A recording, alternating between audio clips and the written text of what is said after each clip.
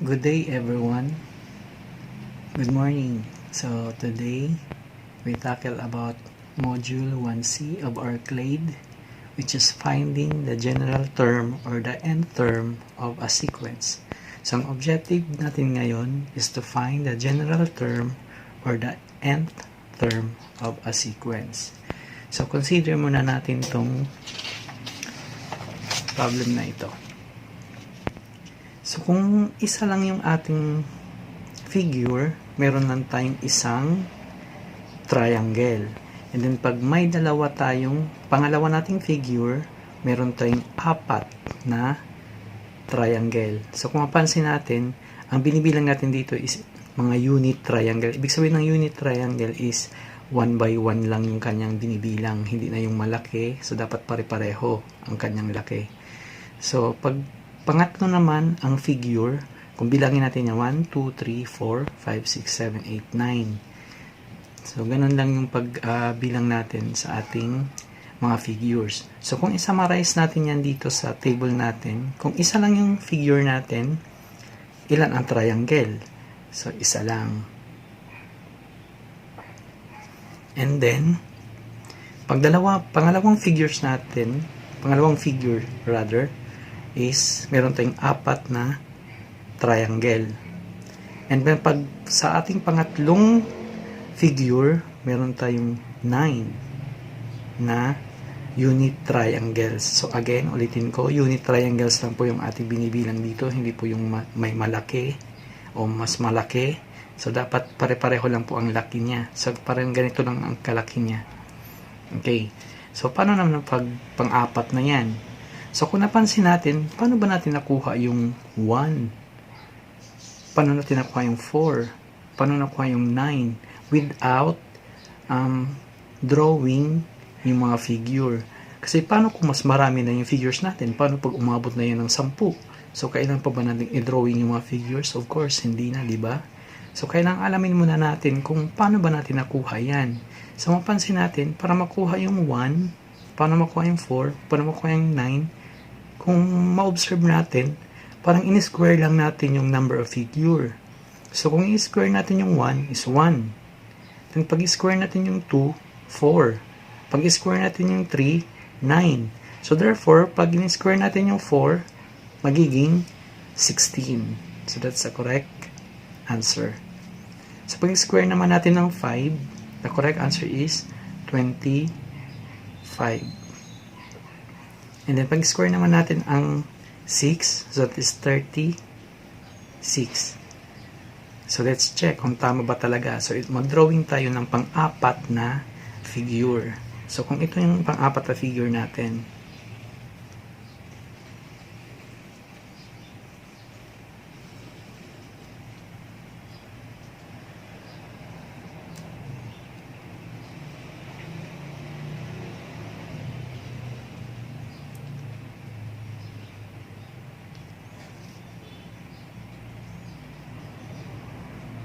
ay, tama ba?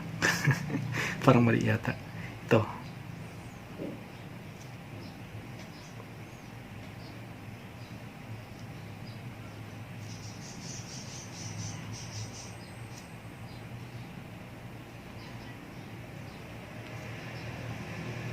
Pasensya na guys, maingay lang talaga dito sa lugar namin. Daming mga motor.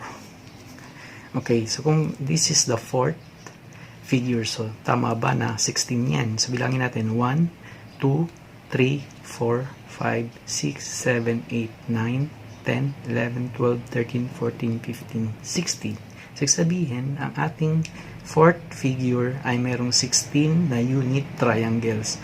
So if x is the number of figures, so sabihin, ito yung x, yun yung mga number ng figure, bilangin lang natin kung ilan yung figure natin, at yung f of x naman ay nagsasabi kung ilan lahat ng unit triangles. So, what rule or equation will satisfy the sequence? So, ano ba yung rule? So, ibig sabihin ng rule, ano ba yung sinusunod niya na equation sa sequence natin? So, dito sa example na to, ang ating rule ay we have to square the number of figures, which is x. So, ang x natin ay 1. Palitan lang natin yung 1 squared is 1. Kung ang x natin ay 2, 2 squared is 4. And then, pag ang x natin ay 3, 3 squared is 9. Pag ang x natin ay 4, 4 squared is 16. At pag ang x natin ay 5, that is 5 squared is 25. At ang x natin ay 6, so that is 6 squared, that is 36. So, ganun lang. So, let's study. Mathematically, a sequence can be thought of as a function whose domain. Pag sinabi natin domain, so that is x. So, ang domain daw natin, or yung mga x natin, is the set of positive integers. So, sabihin, mga positive integers lang yan, walang negative dito. Kasi wala namang negative na pagbibilangin natin yung mga figures. So, nag-start tayo sa 1 up to infinity, kung hanggang ilan man yung figure natin. So, for example, we write the terms of a sequence. F of 1, F of 2, F of 3, F of 4, F of 5, F of 6. So, saan galing yung 1, 2, 3, 4, 5, 6? So, ito yung mga number of figures. So, first figure, the second figure, the third figure, fourth figure, and so on. So, pag isulat naman natin siya as a term, so, magiging a sub 1, a sub 2, a sub 3, a sub 4, a sub 5, a sub 6, and so on. So, we can now generalize the definition of a sequence as a function whose domain is the set of positive integers. So, again, ang domain, pag sinabi natin domain, yung ating mga value ng x ay mga positive integers lamang. So, walang negative dyan. Kasi wala namang negative 1 na figure. And then, the function values a sub 1, a sub 2, a sub 3, ellipses are the terms of the sequence. So, ito naman yung mga terms natin. So, sabihin, ang domain natin ay yung mga number of figures. So, yun yung mga x natin. And then, the function values a sub 1, a sub 2, a sub 3, and so on. Yun naman yung mga terms ng ating sequence. So, consider natin itong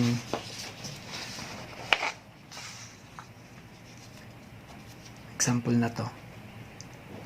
Give the first three terms of the sequence a sub n is equal to 3n plus 1. So, ano ba yung solution dyan? So, i-consider natin na ang n natin ay, sinabi natin kanina, is a set of positive, ang domain natin is a set of positive integers. So, ang n natin ay 1, 2, 3. So, kasi, first 3 terms, kaya 1, 2, 3 lang. Pero pag sinabing 4 terms ang hinanap, hanggang 4 yan.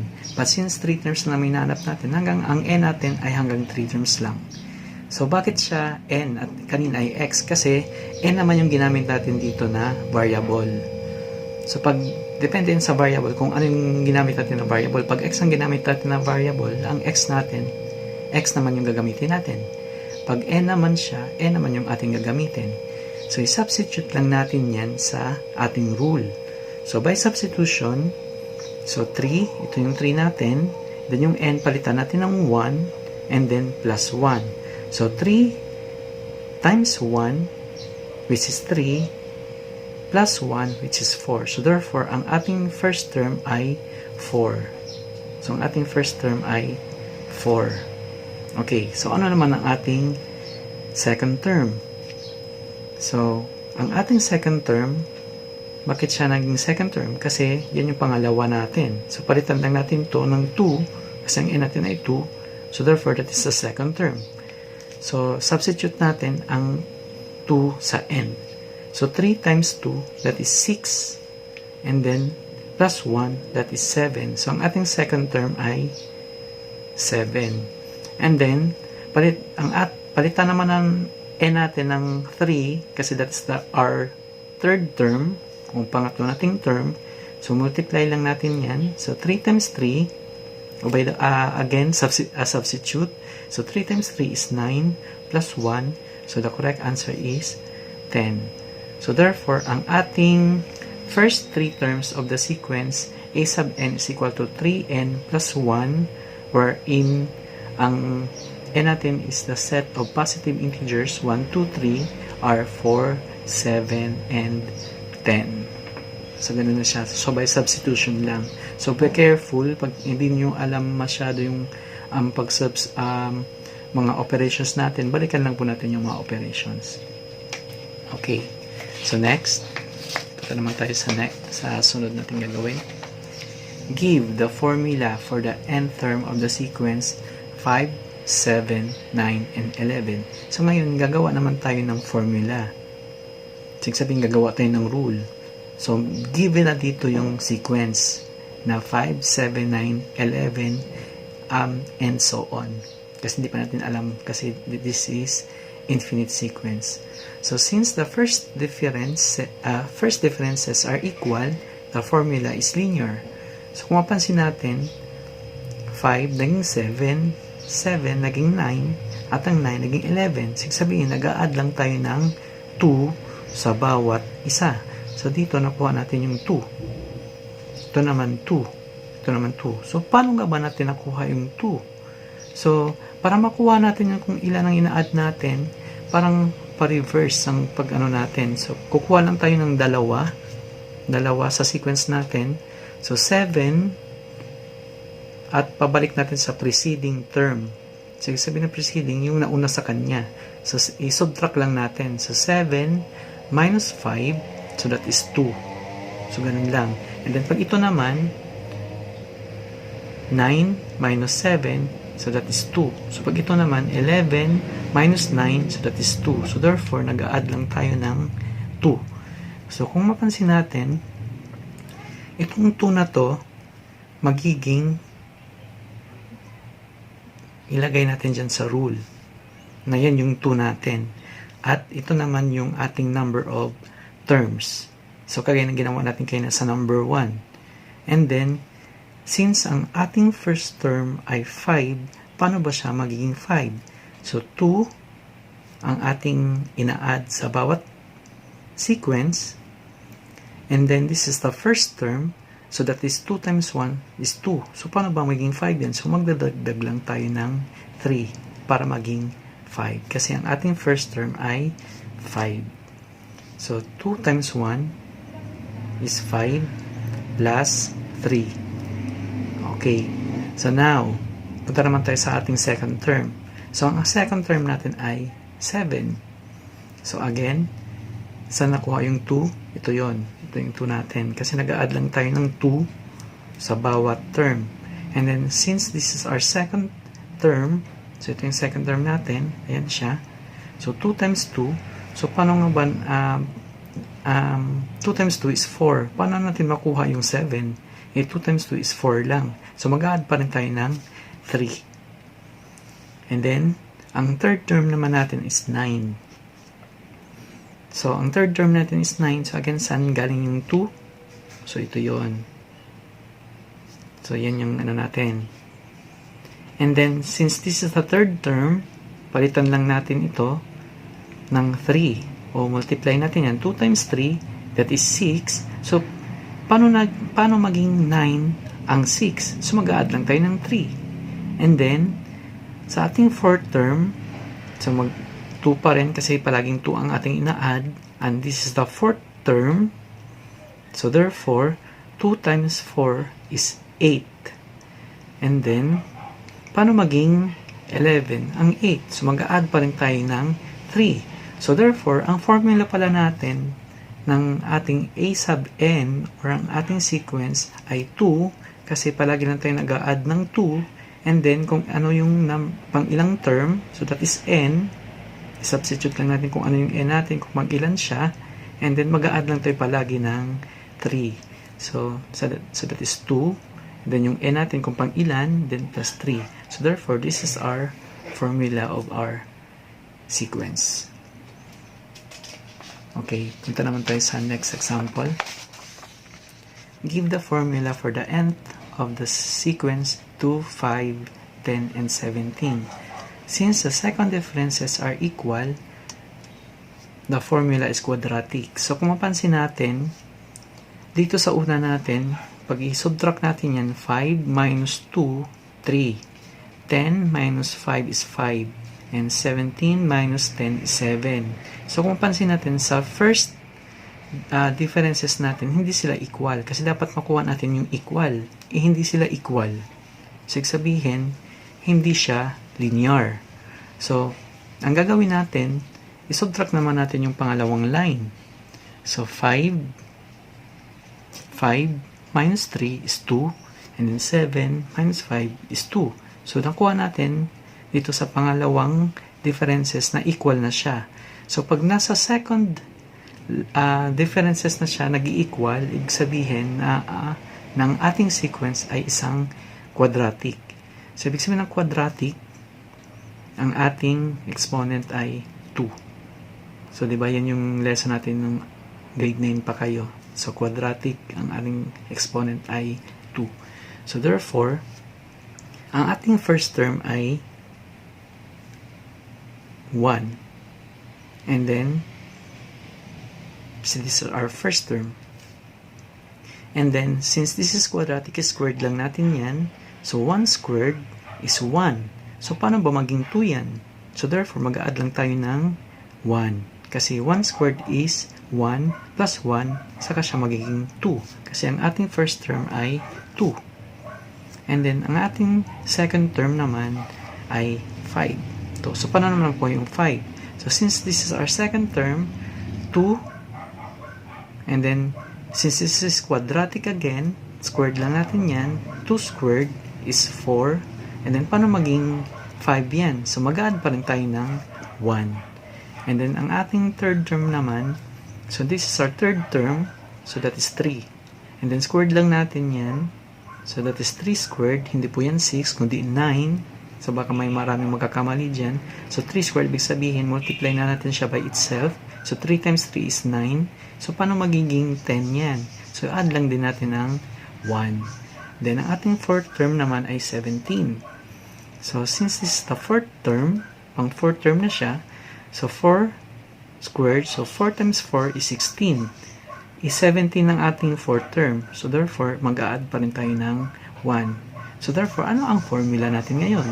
So, ang formula natin sa sequence, so, a sub n is equal to, kung n, kung pang ilan ang ating sequence, then squared lang natin siya, kasi squared natin kasi quadratic, then mag-add lang tayo ng 1. So, therefore, this is our formula. So, kung pansin natin, kung yan ay second term, so that is 2 squared plus 1, 5. Pag yan naman ay third term, so 3 squared is 9 plus 1 is 10. Pag yan naman ay fourth term, so that is 4. So, a sub 4, 4 squared, so that is 16 plus 1, so that is 17. Okay, so ganun lang pagkuha. So, pag nasa unang differences ang nag-equal, linear siya.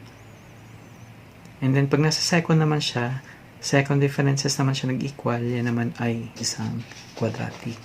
So, always remember, class, sa sequence is a function whose domain is a set of positive integers. Ibig sabihin, positive integers ng ating mga domain. So, ibig sabihin, ang ating mga value ng wala namang a sub negative nito. So, dapat lagi lang siyang a sub 1 or ang term natin ay palaging nag-start sa 1. So, lagi siyang set of positive integers. So, it also means an ordered list of numbers. So, each number in a sequence is called term. So, ibig sabihin, kung ano makuha natin doon, yun yung ating tinatawag na term. So, ito yung ating domain. So, ito yung mga set of positive integers. And then, maging a sub 2. And then, a sub 3. Ibig sabihin, mga positive integers lang yan.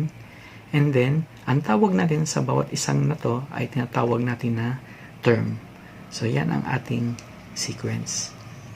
So now, proceed naman tayo sa ating let's practice. Goodbye, class.